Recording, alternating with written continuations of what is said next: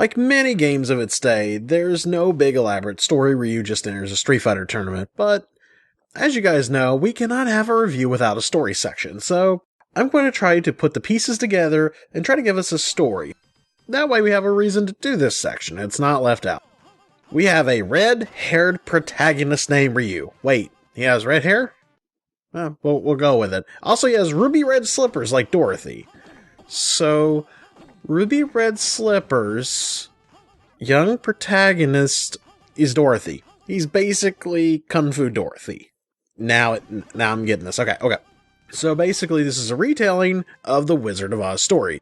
Ryu gets swept up by a fierce tornado kick by his master and lands in the magical land of Oz.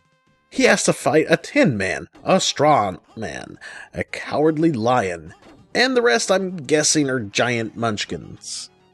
He must find the great wizard, Bob Sagat, and defeat him so he can go home and reunite with his family and his stack of Playboy magazines that he has stuck under his bed. It's a tale of wonderment and amazement. You'll laugh, you'll cry, you'll be confused, probably a little hungry. I mean, hey, this is groundbreaking stuff for 1987, folks. I mean, they didn't have internet back then. They had to look at magazines for that kind of thing. So, if you're not looking into an adventure into Wonderland, how about a game that has some pretty decent looking graphics? I mean, yeah, this game was released in arcades in 1987, but still, it doesn't look bad compared to a lot of stuff today.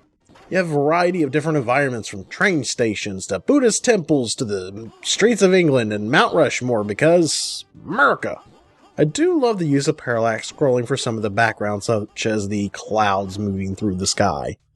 Characters are all varied and unique, and are what you expect out of a Street Fighter game, considering this is the first one no one really had any expectation.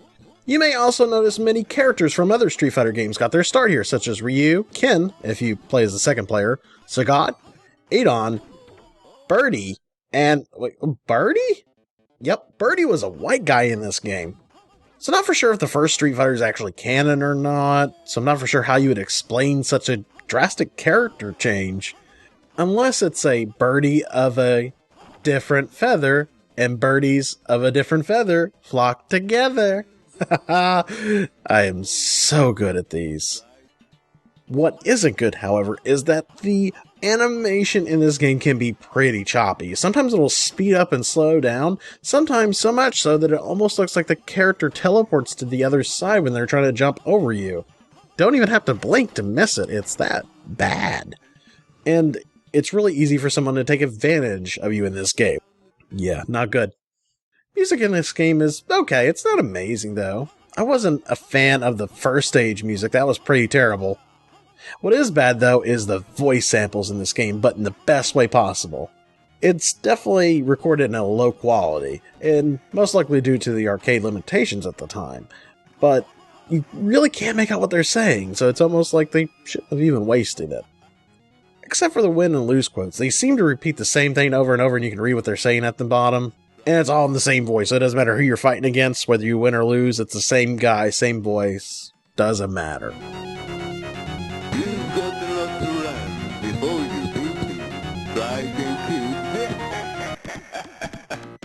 But then when you actually have the matches with the characters, they all sound different, so it doesn't really make much sense. Either due to space limitations, maybe, on the RAM? I don't know. I'm not an arcade programmer, but still, it's really, really weird. Like, for example, sometimes you can hear characters say things, like this, for example. Wait, did he say, "Are you hung?" Well, surprising consider you take a lot of steroids, I really doubt that, pal. You have a big tongue? Oh, well, I know a fellow at Mount Rushmore that'd love to meet you. Look, it's so bad you can't help but laugh, and try to figure out what they're saying. That's probably the most fun I've had with this game, sadly. Yep, that's right, the bad voices was the most fun part of this game. The game itself, not so much. Now, to be fair, this was the grandfather of most modern fighting games. See, Grandpa wasn't perfect. He was pretty sloppy. He had a lot of jitters, a lot of the problems of movement inputs not really working correctly. So, he had a lot of issues. Also, his bladder was pretty bad, and, he has to take something for it, and you have to give him some Depends, but, he's trying. He's trying his best, though, You actually do see the roots of where Street Fighter 2 came from, which is the father of modern fighting games. So, without dear old Grandpa here, we would have never had the amazing Street Fighter 2. On top of the things I've mentioned here, when we talked about the moves and things like that, that actually takes your health down really quick. Sometimes it's so stupid quick, and you can do it, but also your opponents can do it. And what's funny is that your opponents can pull off these moves a lot easier than you can, because I literally wore a spot on my thumb to the point to where I had almost a cut because I played it so much and the inputs would just not take. The basic Hadouken motion, down, forward, then punch, doesn't always work as good as it does in Street Fighter 2. It seemed to have a few performance issues. But yes, though you only get to play as Ryu, yes, you only get to play as Dorothy here in this game, you only get access to the fireballs, the tornado kicks, and the shurikens. And these do great damage, but as I mentioned before, your enemies can also do great damage.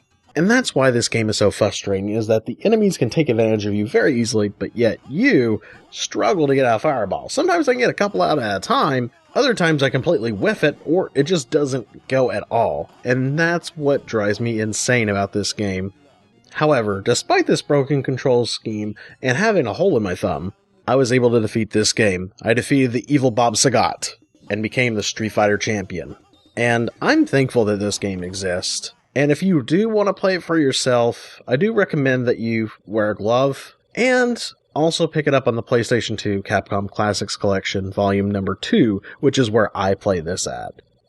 It's also on the TurboGrafx 16 as Fighting Street, but you need to get a special controller for it, so it's much easier to pick it up on PS2. Is this as good as Street Fighter the movie game? No, that game's actually much better. I'm not even joking. That game actually works when you play it.